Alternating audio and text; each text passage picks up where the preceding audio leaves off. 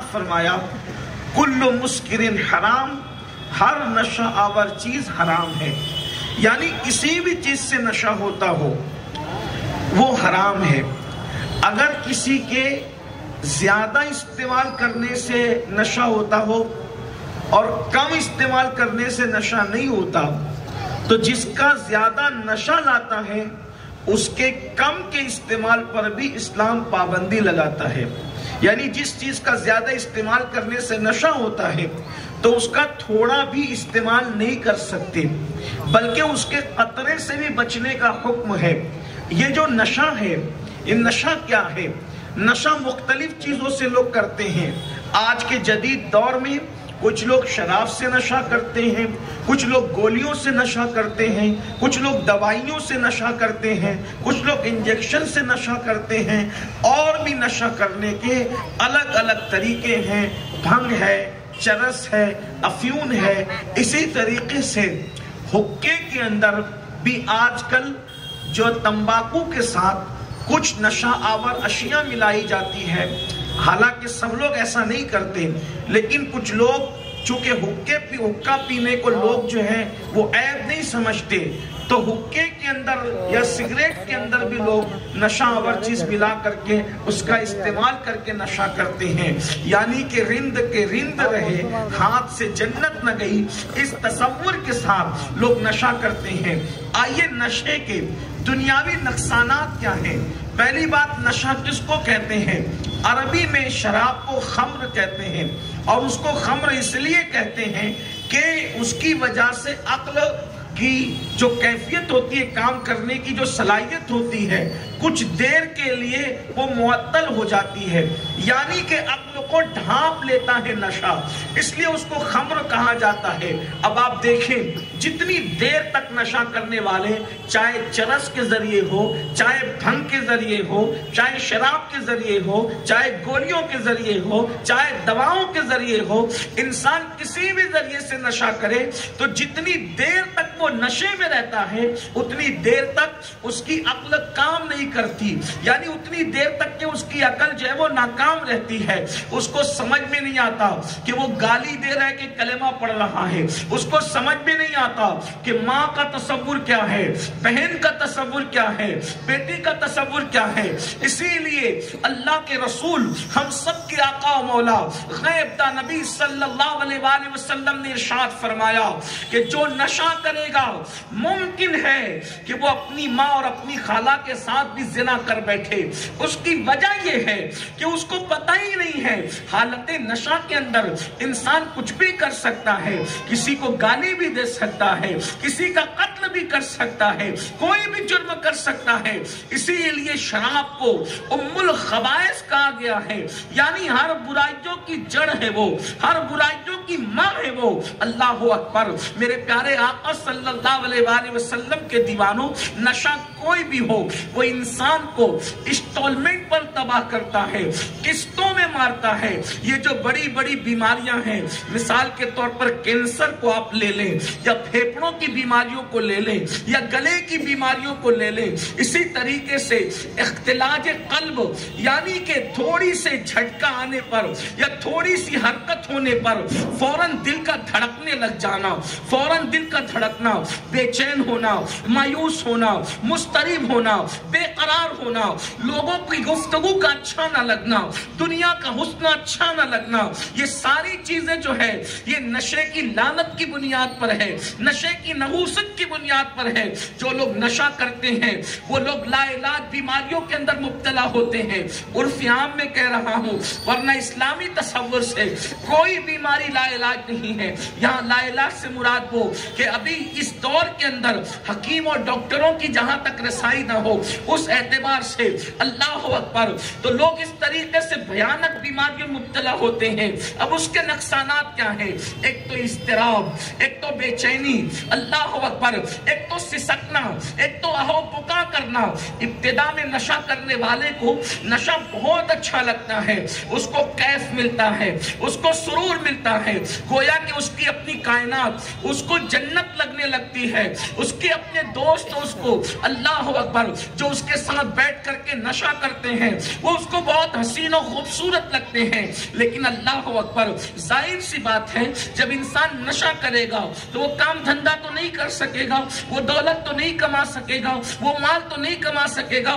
کتنے ہی کروڑ پتی باپ کا بیٹا ہو، بیٹھے بیٹھے اگر انسان پانی نکالتا رہے کسی جھیرے سے تو وہ جھیرا سوکھ سکتا ہے، تو دولت کیوں ختم نہیں ہو سکتی؟ پھر ایک وقت وہ آتا ہے آمدنی نہیں ہو رہی ہے، خرچ ہی خرچ ہو رہا ہے، تو انسان مقروض ہونے لگتا ہے۔ پھر اس کے بعد اس کے اپنے اخراجات، ہر آدمی اتنا کیپیبل تو نہیں ہوتا کہ وہ اخراجات اتنے اٹھا سکے، پھر بچوں کی فیس، پھر گھر کے اخراجات، پھر والدین کے اخراجات، اللہ اکبر۔ پھر ایک مقام وہ آتا ہے اللہ اکبر معاشی طور پر انسان بدحال ہو جاتا ہے، اور یاد رکھنا ہر تکلیف انسان آسانی سے اٹھا سکتا ہے، لیکن معاشی تنگ دستی انسان کو کبھی قتل کی طرف لے جاتی ہے، کبھی چوری کی طرف لے جاتی ہے، کبھی ڈکیتی کی طرف لے جاتی ہے، کبھی خودکشی کی طرف لے جاتی ہے۔ گویا کہ نشے کی لعنت میں سے ایک نحوست یہ بھی ہے کہ انسان معاشی طور پہ بدحال ہوتا ہے۔ نمبر 2، اس کے بچے اگر اسکول جائیں تو اس کے بچوں کو لوگ عزت کی نظر سے نہیں دیکھتے بلکہ چڑھاتے ہیں، نشیڑی کی اولاد ہے تو بچے احساس کمتری کا شکار ہوتے ہیں، وہ پڑھ بھی نہیں سکتے۔ اللہ اکبر، گویا کہ نشہ کرنے والا چند کڑوی گولیاں اور چند کڑوے گھونٹ کے عوض اپنے بچوں کے مستقبل کو کھیلتا ہے، اپنے بچوں کے مستقبل کو تباہ کرتا ہے، اپنے بچوں کے مستقبل کو برباد کرتا ہے۔ اے میری قوم کے جوانوں، اپنے بچوں کا مستقبل سوچو۔ جس قوم کی ایک نسل جاہل رہ جائے 300 سال تک کے پھر اس نسل کو سنبھالا نہیں جا سکتا، بڑی تباہی اور بربادی آتی ہے، اور جس قوم کی ایک نسل پڑھ لے 3 صدیوں تک کے پھر اس قوم کو عروج سے زوال کی طرف کوئی لے کر کے نہیں جا سکتا۔ اس لیے خدا کے لیے میری قوم کے وہ نوجوان جو باپ بن چکے ہیں یا باپ بننے والے ہیں، وہ اپنے بچوں کے مستقبل پر نظر رکھیں۔ آپ کے بچے اگر آپ نشہ کرتے ہیں، ایک تو احساس کمتری کا شکار ہوں گے، ایک تو مایوس ہوں گے، ایک تو ڈپریشن کا شکار ہوں گے، اللہ اکبر، اور پھر حال یہ ہوگا وہ دوسروں کے شانہ بشانہ اٹھ کر کے کھڑے نہیں رہ سکتے۔ اور پھر تیسری چیز بہت خاص، اللہ اکبر، اگر وہ بیوی رکھتا ہے نشہ کرنے والا تو اللہ اکبر اس کی وہ قوت جو اپنی بیوی کو جسمانی طور پر مطمئن کر سکتا ہے، تسکین دے سکتا ہے، وہ انتہائی کمزور ہو جاتی ہے، اور پھر وہ اپنی بیوی کو جسمانی طور پر مطمئن نہیں کر سکتا جنس کے اعتبار سے۔ اگر وہ شریف ہے تو کروٹیں بدل بدل کر کڑوے گھونٹ پی کر اپنی جوانی کو داؤ پر لگا دیتی ہے اور صبر کر کے اپنا نباہ کر لیتی ہے، لیکن ذرا بھی غیر سنجیدہ اور اللہ اکبر بے باکی ہے تو پھر حرام راستے پر اس کی بیوی بھی چلنے لگتی ہے۔ یہ ایک بڑا بھیانک موقع ہے۔ کتنی تباہی ہے نشے کی وجہ سے، ایک معاشی بدحالی، بچوں کا مستقبل تباہ ہونا، اور اس کے بعد پھر چنچل اور بے باک خواتین کا تسکین نہ ملنے پر ناجائز حرام کام کی طرف چل پڑنا۔ اور ان سب چیزوں کا وبال صرف ان کے سر نہیں ہے جو یہ کام کر رہے ہیں، بلکہ جس نشہ کرنے والے کی وجہ سے یہ سارے راستے کھلے ہیں، اس سب کا ذمہ دار وہ اکیلا ہے، اور ان کے سر پر بھی وبال ہے ان کے اپنے گناہ کا، لیکن ان سب کے برابر اس پر وبال ہے جس کی وجہ سے یہ سارے راستے کھل رہے ہیں۔ اس کے بعد پھر اللہ اکبر بوڑھے ماں باپ، اللہ اللہ، ایک بوڑھا باپ، ایک بوڑھی ماں اپنے بچے کو جوان کرنے کے لیے اپنا پورا شباب قربان کر دیتے ہیں، اپنا پورا شباب داؤ پر لگا دیتے ہیں۔ ایک باپ اپنی جوانی میں اپنے بچے کو پالتے پالتے بوڑھا ہو جاتا ہے، اپنی خوبصورتی کو اس کے قدموں پہ گویا کہ اس کو شباب تک پہنچانے کے لیے ماں باپ اپنا شباب قربان کر دیتے ہیں۔ کتنی امیدیں ہوتی ہیں ماں باپ کو جب کوئی ماں اپنے دودھ کا قطرہ اپنے بچے کے منہ کے اندر منتقل کرتی ہے اور اپنے بچے کے منہ میں ڈالتی ہے، تو اس ماں کو اپنے بڑھاپے کا فجوریہ پڑا ہوا چہرہ یاد آتا ہے. عصائے پیری کے حوالے سے، بڑھاپے کے سہارے کے حوالے سے ماں باپ اپنے بچے کو پالتے ہیں. اب وہ ناہنجار نافرمان بیٹا اگر نشے کا عادی ہو جائے تو وہ خود اپنا بوجھ نہیں اٹھا سکتا، وہ اپنے ماں باپ کا بوجھ کیسے اٹھائے گا؟ اللہ اکبر. پھر یہ ہوتا ہے کہ جب ایک بچہ اپنے ماں باپ کو پال نہیں سکتا تو اس کے ماں باپ یا تو بھیک مانگنے پر مجبور ہو جاتے ہیں، اس کے ماں باپ یا تو لوگوں کے سامنے ہاتھ پھیلانے پہ مجبور ہو جاتے ہیں، اس کے ماں باپ یا تو مسجد کے زینے پر بیٹھ کر کے لوگوں کے آگے ہاتھ پھیلانے پر مجبور ہو جاتے ہیں. اللہ اکبر. پھر لوگ ان پر رحم نہیں کرتے بلکہ لوگ انہیں تانا دیتے ہیں کہ تو نے کیسی اولاد کو جنم دیا جو لوگوں پر بوجھ ہے، جو معاشرے پر بوجھ ہے، جو ننگے وطن ہے، جو ننگے ملت ہے، جو ننگے دین ہے. آپ مجھے بتائیں، ایک انسان نشہ کر رہا ہے، بچوں کا مستقبل، بیوی کا مستقبل، والدین کا بڑھاپا کس قدر سسکیاں لے رہا ہے، اور پھر اس کا اپنا کیا حال ہے؟ کبھی نشہ کر کے گٹروں کے کنارے پڑا ہے، کبھی نشہ کر کے راستوں میں پڑا ہے، کبھی نشہ کر کے گندگی کے پاس پڑا ہے. یاد رکھنا، نشہ کرنے والوں کو کوئی عزت کی نظر سے نہیں دیکھتا. اس لیے مسلمانوں، اگر آپ شادی شدہ ہیں تب تو یہ حالات ہیں، اور اگر شادی شدہ نہیں ہیں کم سے کم آپ کی اپنی بہن تو ہوگی، کم سے کم آپ کے اپنے ماں باپ تو ہوں گے. اللہ اکبر. سوچو تو صحیح. یاد رکھنا، نشہ کرنے والے کی بہنوں کو شریک گھرانے کے رشتے قبول کرنے کے لیے تیار نہیں ہوتے، یعنی اپنے نشے کی خاطر، اپنے آرام کی خاطر، بلکہ وہ آرام بھی کیا، اللہ اکبر، اس بدترین شوق کی خاطر آپ اپنے بہنوں کا مستقبل، چھوٹے بھائیوں کا مستقبل تباہی کے دہانے پر پہنچا دیا ہے. یہ ایک سرسری بات ہے. وقت ہوتا تو اس پر مزید گفتگو ہوتی، لیکن مجھے حکم ہے کہ ٹھیک 10 بجے اپنی گفتگو کو میں نے مکمل کر دینا ہے. یہ دنیاوی نقصانات ہیں جو میں نے آپ کے سامنے بہت ہلکے انداز سے ایک اشارتاً پیش کیا. بہت گہرائی سے اس پر میں اس پر گفتگو نہیں کر سکتا، لیکن اب آئیے بحیثیت مسلمان آخرت میں اس کے نقصانات کیا ہیں، کیونکہ ہر مسلمان کا یہ عقیدہ ہے. اگر وہ مسلمان ہے تو اس کا عقیدہ یہ ہے کہ مرنے کے بعد ہمیں قبر میں رکھا جائے گا، اور قبر میں رکھنے کے بعد اللہ جب تک چاہے گا ہم قبر میں رہیں گے، اور پھر اس کے بعد جب میدان محشر میں اللہ ہمیں اپنی قبروں سے اٹھائے گا تو ہر ایک کو اللہ کی عدالت میں کھڑے ہونا ہے، اور پھر اللہ کی عدالت میں فیصلہ ہوگا. یا تو کوئی خوش نصیب جنت میں جائے گا، یا تو کوئی کم نصیب جہنم میں جائے گا. کلمہ پڑھنے کے باوجود بھی کچھ مسلمان جہنم میں جائیں گے. قرآن کہتا ہے ان الابرار لفی نعیم وان الفجار لفی جحیم، کہ ہم نے نیکوں کے لیے جنت بنائی ہے اور ہم نے فاسق و فاجروں کے لیے یعنی گنہگار اور مجرموں کے لیے ہم نے جہنم بنائی ہے. قیامت کا دن وہ ہوگا جس دن کے لیے قرآن کہتا ہے سلام قولا من رب رحیم. اللہ اکبر. اس دن اللہ اپنے نیک بندوں پر سلامتی نازل فرمائے گا. اللہ اپنی شان کے مطابق ان کو سلام کرے گا. اور پھر قرآن کہتا ہے وَامْتَازُوا الْيَوْمَ أَيُّهَا الْمُجْرِمُونَ، اور مجرموں کو چھانٹ کر کے الگ کر دیا جائے گا. اللہ اکبر. میرے پیارے آقا صلی اللہ علیہ وسلم کے پیارے دیوانوں، اب آئیے ذرا دیکھیں اسلام میں نشہ کرنے والوں کو کتنی ذلت کی نگاہ سے دیکھا گیا ہے. آپ کو میں بتاؤں، تمہارے اور میرے نبی، ہم سب کے آقا و مولا مصطفیٰ جان رحمت امت سے اتنا پیار کرتے ہیں. ایک ماں اپنے بچے سے جتنا پیار نہیں کرتی، اس سے کروڑوں درجہ زیادہ نبی اپنی امت سے پیار کرتے ہیں، آقا اپنی امت سے پیار کرتے ہیں. حضور علیہ السلام اور تمام انبیاء کرام کے درمیان ایک امتیازی فرق یہ ہے کہ ہر نبی نے اپنی امت سے پیار کیا، لیکن رسول اللہ نے جتنا پیار کیا ہے اتنا پیار کسی نے نہیں کیا. اگر آپ اس کو سمجھ سکتے ہیں تو ایک حدیث سے سمجھے. اللہ کے رسول صلی اللہ علیہ وآلہ وسلم نے فرمایا اللہ تبارک و تعالیٰ نے ہر نبی کو ایک دعا عطا کی ہے، یعنی نبی کی ہر دعا قبول ہے، لیکن ایک دعا ایسی ہے جس دعا کے بارے میں یہ ہے کہ یہ جیسے ہی کرو گے فوراً قبول ہوگی. آقا فرماتے ہیں ہر نبی نے اپنی اپنی دعا کو کر لیا ہے اور دنیا ہی میں اس کا استعمال کر لیا ہے، لیکن آقا فرماتے ہیں میں نے اس دعا کو اٹھا رکھا ہے ہے وہ دعا میں نے دنیا میں نہیں کی ہے بلکہ آخرت کے لیے اٹھا رکھا ہے. جب قیامت کا دن ہوگا تو اس دعا کا استعمال اس طریقے سے ہوگا کہ میں اللہ سے عرض کروں گا اللہ میری امت کو بخش دے. اللہ کے رسول علیہ السلام امت سے اتنا پیار کرتے ہیں.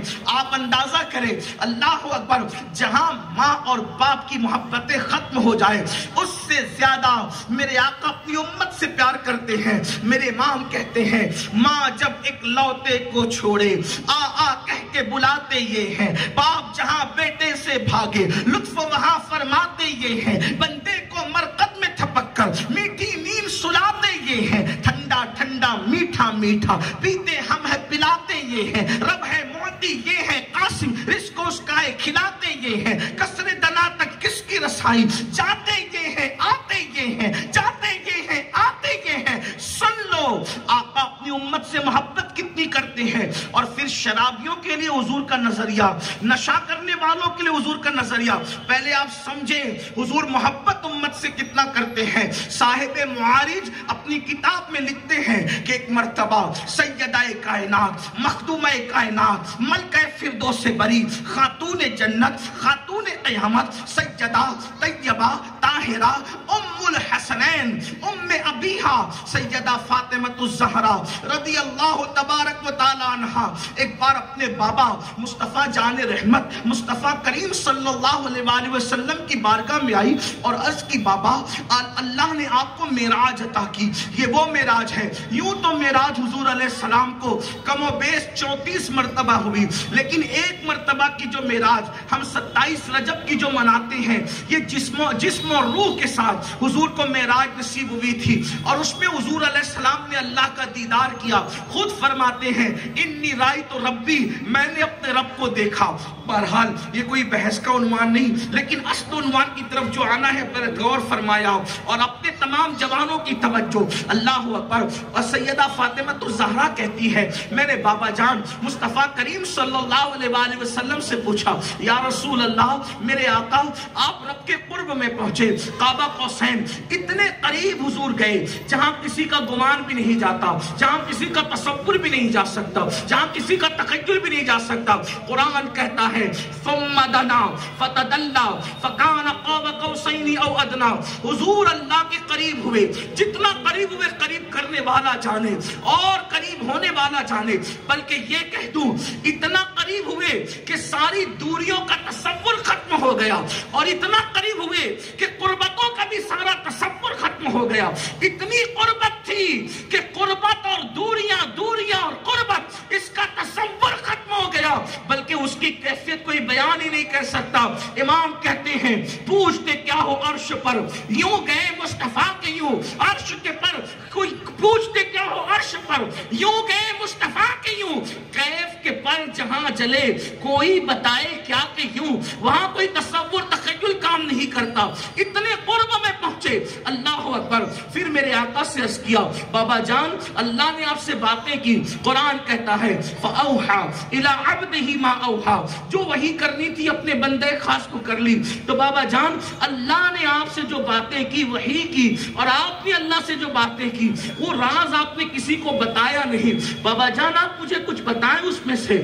میرے سرکار اور آپ سب کے آقا و مولا ہمارے آقا مصطفیٰ جان رحمت صلی اللہ علیہ وآلہ وسلم نے فرمایا بیٹی چونکہ تم نے پوچھا ہے اس لیے میں تم کو بتاتا ہوں لیکن ایک ہی بات بتاتا ہوں بس ایک بات اس سے زیادہ نہیں ایک بات بتاتا ہوں. پھر آقا نے ان کو بتایا فرمایا بیٹی جب میں اپنے اللہ کے قرب میں پہنچا تو میرے اللہ نے مجھ سے 70,000 مرتبہ کہا. دھیان دینا حضور کی محبت امت کے ساتھ. پھر اگلا عنوان آپ کے ذہن میں آ سکتا ہے جو کہنا چاہتے ہیں. میرے آقا کریم صلی اللہ علیہ وآلہ وسلم نے فرمایا میری بیٹی جب میں اپنے اللہ کے قرب خاص میں پہنچا دنا فتدلّا کی منزلوں میں پہنچا اپنے اللہ کے قرب خاص میں وہاں جہاں 2 کمانوں سے بھی کم کا فاصلہ رہ گیا تو میرے اللہ نے مجھ سے 70,000 مرتبہ فرمایا میرے محبوب مانگو کیا مانگتے ہو جو مانگو گے عطا کریں گے. محبوب مانگو کیا مانگتے ہو جو مانگو گے عطا کریں گے. محبوب مانگو کیا مانگتے ہو جو مانگو گے عطا کریں گے. تو اس وقت سیدہ مچل گئی کہ اللہ نے 70,000 مرتبہ فرمایا میں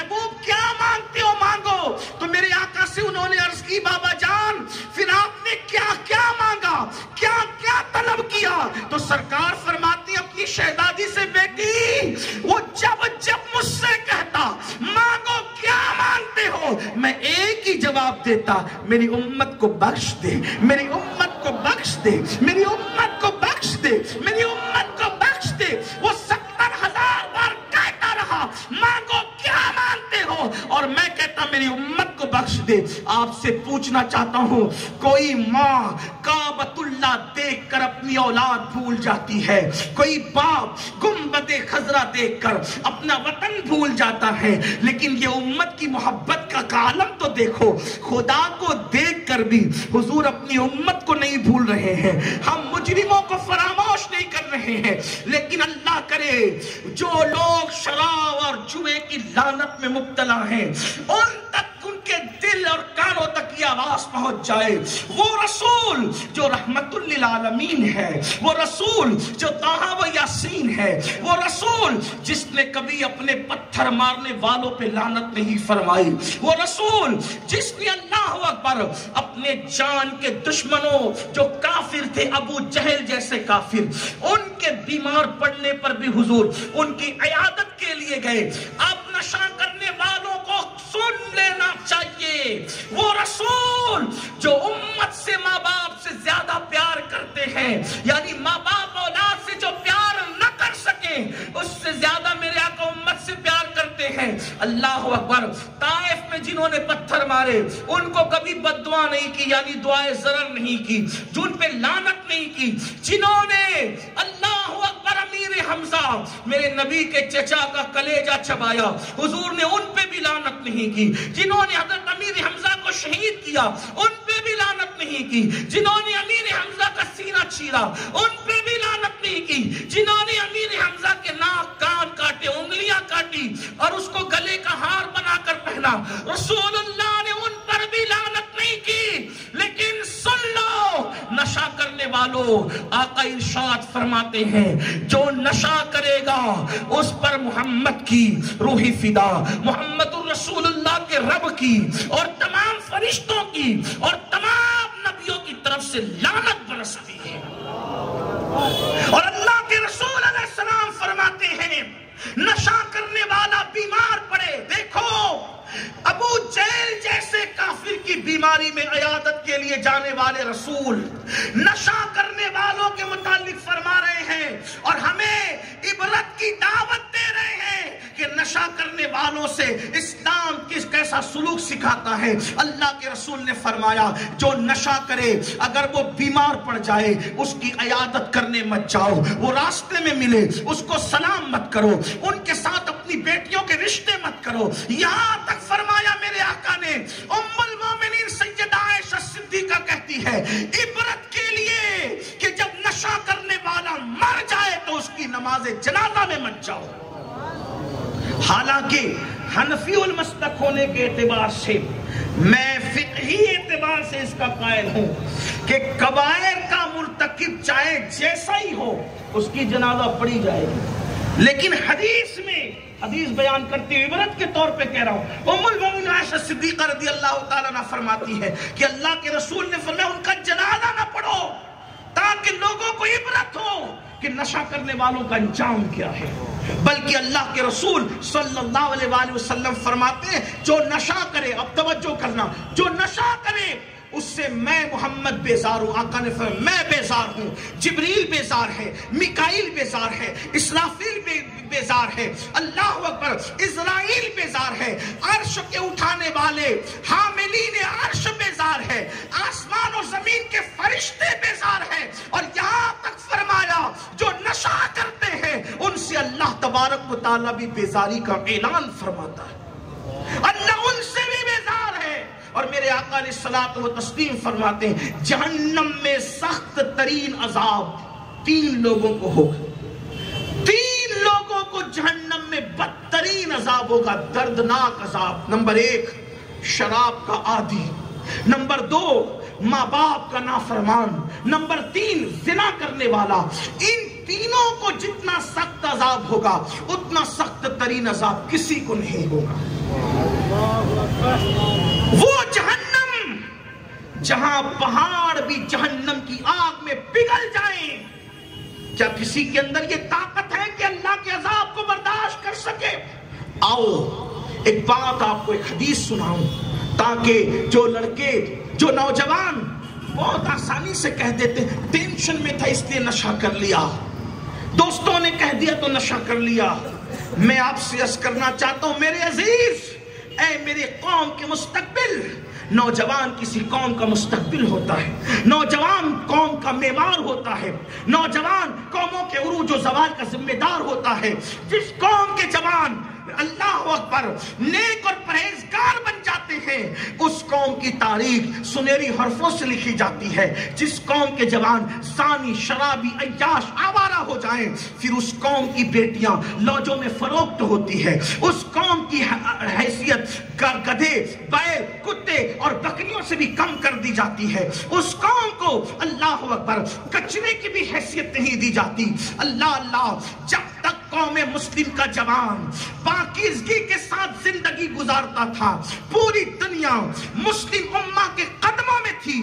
جب سے اس قوم کا جوان میوزک، شراب، زنا، نافرمانیاں، عیاشیاں، بدکاریوں میں مبتلا ہو گیا، اس وقت سے اس قوم کا حال یہ ہے کہ دنیا میں کتے اور بلی کی تو اہمیت ہے لیکن مسلمانوں کی اہمیت نہیں. یہ جملے اورنگ آباد والوں میں غصے میں بطور بددعا یا کوسنے کی نیت سے نہیں کہہ رہا ہوں. ہاں کتے اور بلیوں کی اہمیت ہے، اپنی اہمیت نہیں. آپ کہیں گے وہ کیسے؟ میں نے کہا لوگ کتے بلیوں کو لاکھ لاکھ روپیوں میں خرید کر پال رہے ہیں لیکن وہ مسلمانوں کو مار دینا چاہتے ہیں، مسلمانوں کے وجود کو ختم کر دینا چاہتے ہیں. یاد رکھنا، جب کسی قوم کا حال یہ ہوتا ہے کہ وہ قوم آوارہ اور عیاش ہو جائے تو اس کی نفرت اللہ لوگوں کے دلوں میں پیدا کر دیتا ہے.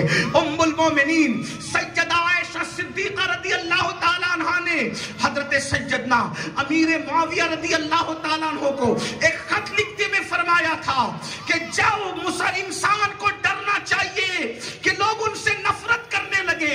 انسانوں سے نفرت اسی وقت کی جاتی ہے جب وہ تنہائیوں کے اندر گناہ کرتا ہے، جب وہ اکیلے میں گناہ کرتا ہے.